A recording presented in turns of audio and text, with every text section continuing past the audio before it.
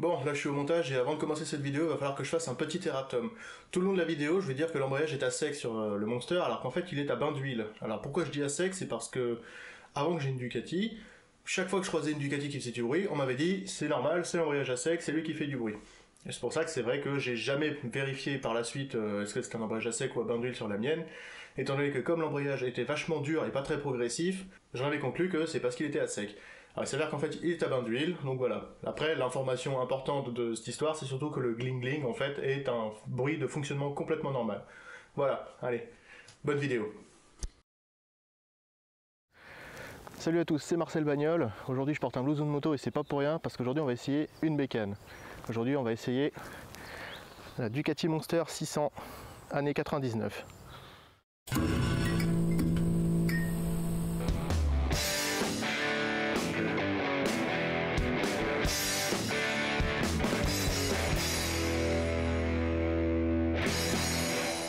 Le 600 Monster est commercialisé par Ducati entre 1994 et 2001, puis remplacé par le 620 à injection. Il est doté d'un 600 cm3 bicylindre en L, 4 soupapes et distribution desmodromique typique de la marque.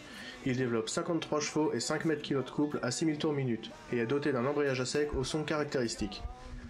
Il est alimenté par un double carburateur et est la seule génération de Monster à carbu. Le moteur est suspendu à un châssis treillis acier doté d'une fourche inversée à l'avant de 41 ou 43 mm selon l'année et d'un mono-amortisseur à l'arrière sur bras oscillant en aluminium. Le tout est supporté par deux roues de 17 pouces montées en 120-160 qui est la taille standard pour ce genre de moto. L'ensemble est freiné à l'avant par un disque de gros diamètre 300 mm étrié 4 pistons et à l'arrière par un petit disque à étrier 2 pistons. La moto est alimentée par un réservoir de 16 litres pour une autonomie de 140 à 200 km en fonction de la conduite. La selle est plutôt basse, peu épaisse et étroite, et les cale-pieds plutôt hauts pour un roadster. Ça nous permet une moto joueuse et plutôt à l'aise sur les routes de campagne. Alors pour cet essai, on va inaugurer quelque chose, on va le faire en format motovlog, parce que j'arrive pas à le faire comme d'habitude, étant tout seul c'est très compliqué. Hein, puis c'est le déconfinement, donc c'est pas évident de ramener mon cadreur habituel. Hein. Donc allez, on l'enfourche et c'est parti. Tiens. Alors, avant de rouler, je voulais vous montrer un truc que je trouve génial sur les Ducati. Hop, il y a un truc que les gens de mauvaise foi diront que c'est normal, ça tombe en panne tout le temps. Mais chez Ducati, pour avoir accès à la quasi l'intégralité de la moto, on défait cette petite attache. On défait la petite attache rapide qui est ici. On lève le réservoir. On met la petite tige pour le tenir. Et on a accès à la batterie, aux bobines d'allumage, à la boîte à air. Comme un capot de bagnole. Moi je trouve ça génial.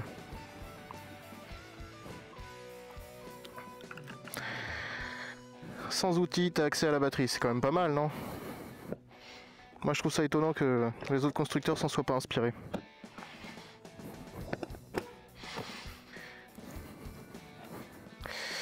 Mais bon, là ce qui nous intéresse, ça reste de rouler. Alors il y a deux choses que je vais vous montrer à l'arrêt avant de partir. C'est l'embrayage à sec, qui fait un bruit très caractéristique, et le son d'échappement.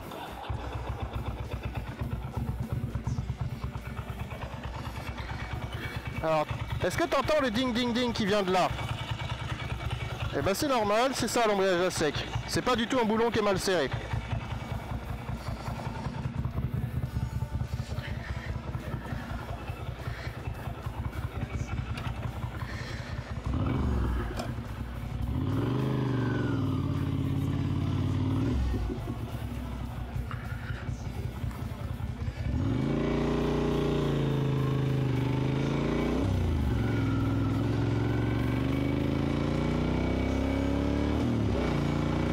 Bon alors là tu vois, on va enchaîner quelques petits virages sur une route pas forcément en super état, ce qui va nous permettre de nous rendre compte que le châssis travaille quand même vachement bien.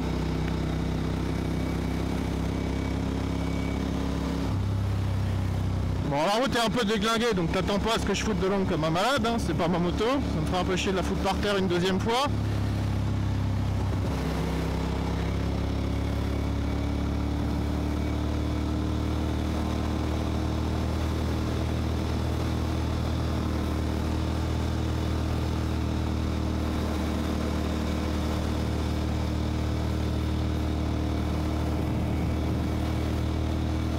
Ouais, tu vois, ça secoue un peu, mais les roues décollent pas forcément du sol pour autant.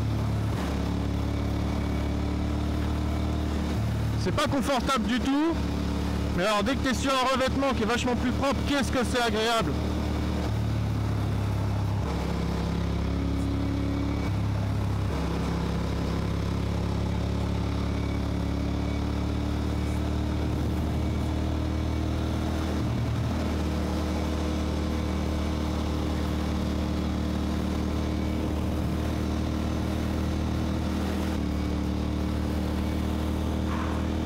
Et alors tu vois, dessus j'ai un échappement optionnel. Alors je sais plus la marque, je vous la mettrai à l'écran.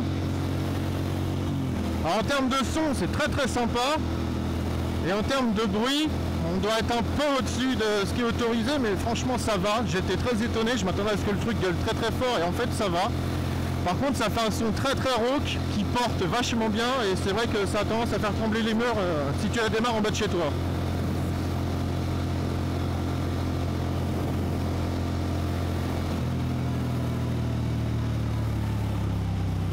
Alors le freinage, tu vois, tu as un gros disque de 300 mm.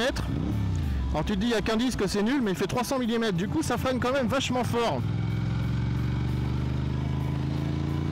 Et ça a ce défaut, je trouve, que ça freine très fort.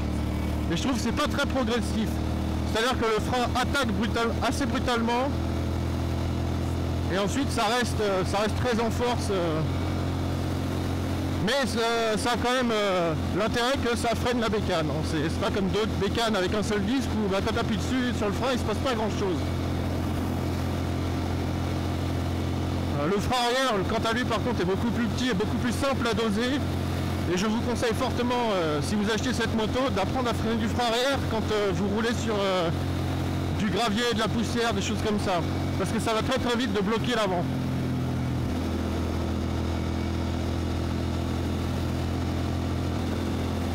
Ensuite là le châssis, on est sur un revêtement qui est bien meilleur que tout à l'heure. Ça se coupe pas plus que ça, on sent bien les petites bosses dans la route, les choses comme ça, mais ça va. Pour un châssis de cette qualité qui est quand même relativement très sportif, je trouve que c'est plutôt confortable.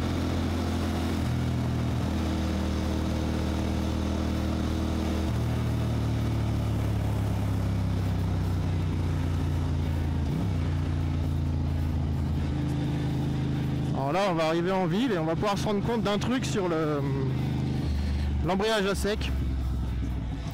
Alors l'embrayage à sec c'est un truc, c'est typique Ducati de ces années-là. Moi je trouve que ça a un défaut particulièrement. C'est que quand on va chercher sa première, il a tendance à pas gripper,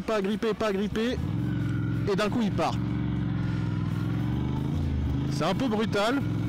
Mais c'est quelque chose qui se fait que entre le passage d'une autre à la première quand on est à l'arrêt. Du coup ça va. Mais c'est vrai que ouais, si c'est pour rouler en ville avec les feux rouges, les bouchons, etc., c'est vite chiant. Parce qu'il n'est pas évident à doser. Et le point de patinage est très très court.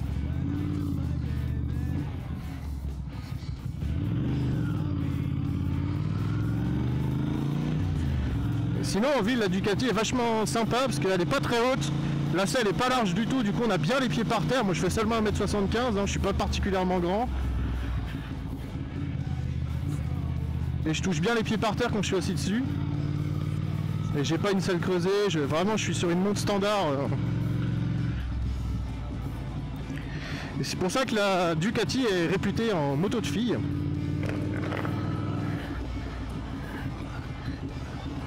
Parce qu'elle ne nécessite pas d'avoir des jambes de bûcheron pour pouvoir la tenir debout. Ni des jambes de 2 mètres de long.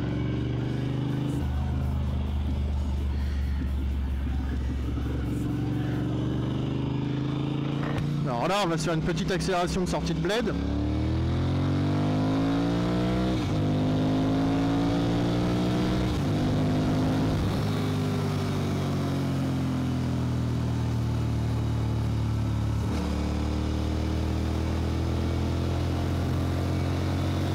Et ça marche bien.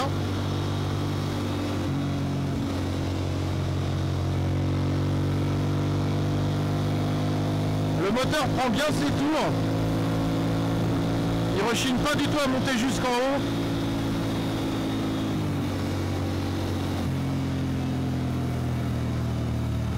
La boîte 5 est un peu dure, après sur des motos de ces années-là c'est normal.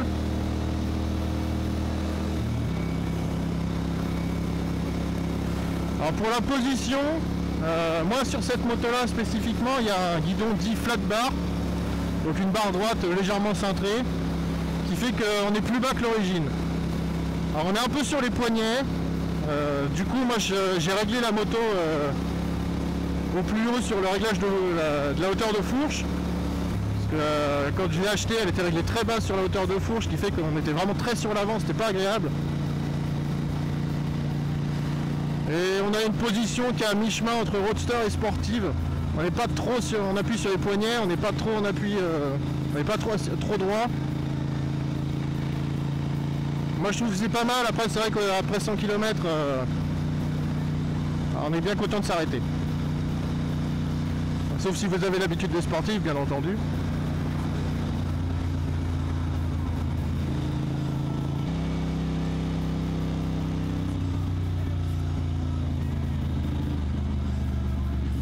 Alors je vais vous montrer l'autre point noir de Ducati. Je vais essayer de trouver un coin où je vais pouvoir le faire. Parce que là je suis arrivé je sais pas trop où.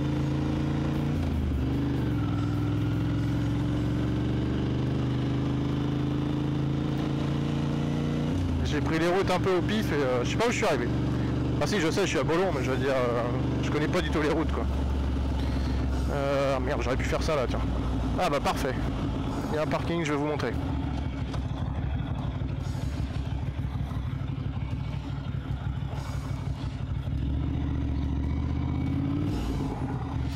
Alors, le défaut, le vrai plus gros point noir je trouve de cette moto, c'est ça. Voilà, là je suis braqué à fond. Ce qui fait que pour faire des manœuvres du genre des demi-tours, des choses comme ça, bah, c'est pas terrible. Elle a un rayon de braquage de bateau, comme la plupart des Ducati. C'est vrai que ça c'est un truc qu'on retrouve sur pas mal de Ducati. Alors de ces années-là, j'en suis sûr, par la suite, je sais pas trop si ça a continué. Mais chez Ducati, on fait pas des motos pour faire demi-tour. Mais du coup, bah, c'est un rayon de braquage de bateau. Et pour rappel, bah, le Titanic, il n'a pas réussi à esquiver l'iceberg en tournant. Ah. Donc bon. C'est vrai que ce genre de bécane en ville, pour manœuvrer, pour la stationner, c'est pas ce qu'il y a de mieux. Après ça va, elle est légère, ça compense.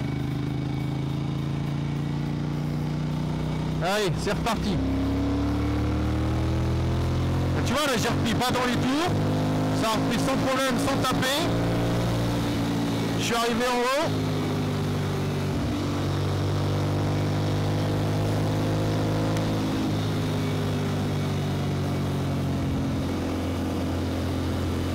Alors la moto elle est donnée pour un 160-170 de vitesse max je crois. Ce qui fait que c'est vrai que si tu es à 130 sur l'autoroute, tu sens que tu lui en demandes un peu. C'est pas hyper agréable, c'est peut-être l'autre petit défaut je trouve de la moto. Après on n'achète pas un roadster pour faire de l'autoroute, donc bon. C'est pour ça que pour moi c'est un petit défaut. Et à 130 il y a un autre truc qui se passe, c'est que alors je sais pas si c'est la mienne parce qu'elle est ancienne ou si c'est la conception qui veut ça, mais le feu à l'avant, arrivé à une certaine vitesse, il tremble. Ça fait vibrer tout l'avant, c'est pas très agréable. Mais ouais, ça je sais pas si c'est la conception ou si c'est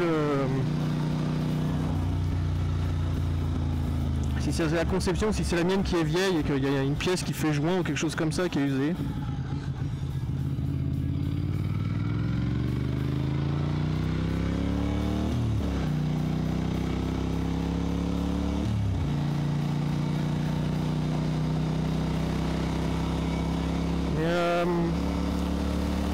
C'est une moto que personnellement moi j'affectionne beaucoup. Alors elle a un défaut sur lequel il va bien falloir arriver à un moment donné quand on parle de Ducati. la fiabilité / l'entretien. Alors il faut savoir que la fiabilité des Ducati, techniquement, elle n'est pas si mauvaise. Mais, c'est là où il y a le problème.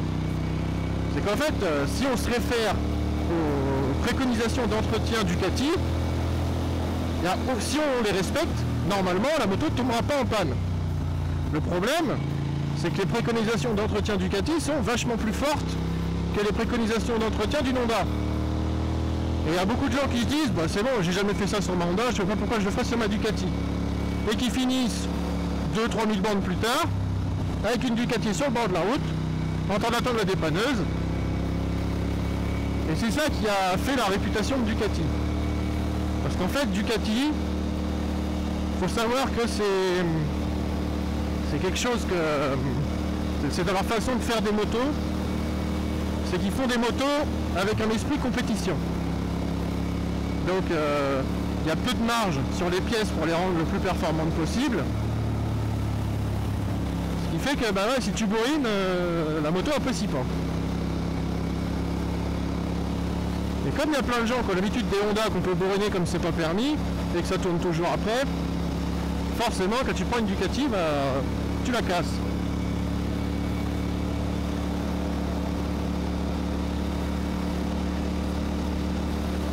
Et donc là où je voulais en venir, c'est qu'effectivement j'ai eu des problèmes avec cette Ducati, notamment que j'ai eu une batterie que j'avais mal entretenue qui m'a cramé le système de charge, puisque le système de charge n'a pas trop apprécié de devoir charger une batterie qui ne fonctionnait pas bien. Et j'ai eu un autre problème au niveau de l'allumage. Après ça c'était l'ancien propriétaire qui l'a mal monté, c'est pas spécifiquement un problème de Ducati. Mais voilà, c'est pour vous dire, c'est sensible. En fait c'est ça. C'est pas que c'est pas fiable, c'est que c'est sensible. Et qu'il y a beaucoup trop de motards qui roulent comme des bourrins et forcément ça pose problème. Après cela dit, donc là je suis en train de défendre Ducati depuis tout à l'heure, mais il faut pas oublier quelque chose. C'est que du coup, les entretiens ils sont assez réguliers, ils sont plutôt chers parce qu'ils se font beaucoup en profondeur.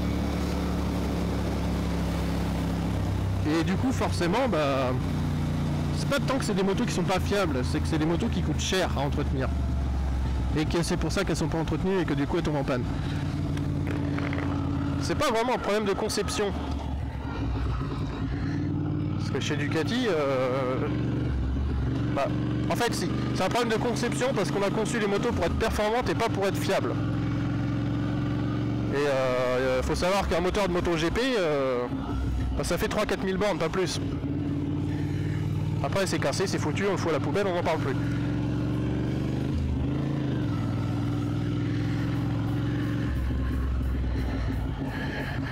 Et après une course des 24 heures du Mans, je crois que le moteur il est estimé à avoir 70 000 bornes. Alors que les 24 heures du Mans, ça fait pas 70 000 bornes de long. Même si tu fais plusieurs fois le tour du circuit. Parce que c'est des moteurs c'est des moteurs de compétition. Et Ducati ayant fait des moteurs avec un esprit de compétition quand ils les ont créés, forcément, on retrouve un peu les mêmes problèmes. Après, il faut savoir que cette politique du on fait beaucoup d'entretiens en profondeur et que c'est un peu cher, etc., c'est quelque chose qu'on retrouve aussi chez Harley, chez BMW et chez Triumph. Et il n'y a jamais personne qui a craché sur la fiabilité de Harley, de Triumph ou de BMW. Alors qu'ils sont rendus tous les 4 matins à faire un entretien chez la concession. Donc bon, j'avoue c'est un peu injuste comme image, mais cette image, voilà, c'est comme ça, elle est là, maintenant elle existe. Et pour en revenir du coup à cette bécane, donc là tu vois je suis en ville, je viens de passer des dodanes, voilà, tu sens que tu n'es pas sur un roadster qui est fait pour être confortable, parce que ça secoue un peu. Maintenant, pour autant, c'est pas non plus... t'es pas assis sur une planche en bois, quoi. Et les suspensions, elles travaillent quand même. Mais c'est vrai que c'est un peu dur. Là, je suis sur une petite route un peu bosselée, je sens les bosses dans la route, quoi. Je sens bien le guidon qui monte, qui descend.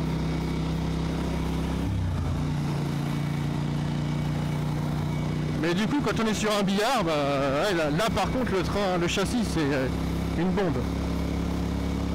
Si tu as une petite route où l'enrobé vient d'être refait et qu'il est nickel, je peux te dire que tu vas bien te marrer avec cette moto.